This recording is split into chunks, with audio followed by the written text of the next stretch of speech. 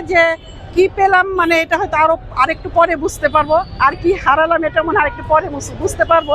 তার কারণ হলো এই যে আমরা ত্যাগী, এই যে রাজপথে ছিলাম, এই ত্যাগের মূল্যায়ন যদি এখন আমরা না পাই তাহলে আমরা বুঝবো যে আসলে আমরা কি পেলাম আর কি হারালাম। তবে আমি আমার দলের কাছে, আমার প্রধানমন্ত্রীর কাছে আমার একান্তই মানে আবেদন বা নিবেদন যেটাই করি, ত্যাগী আমাদের মতো যারা ত্যাগী আছে তাদেরকেই যেন মূল্যায়ন করে। কারণ আমরা বহুত শুনতেছি যে কোটি কোটি টাকা আগে 36টা হয়ে গেছে, আমরা অযথাই দিচ্ছি, মানে এরকম।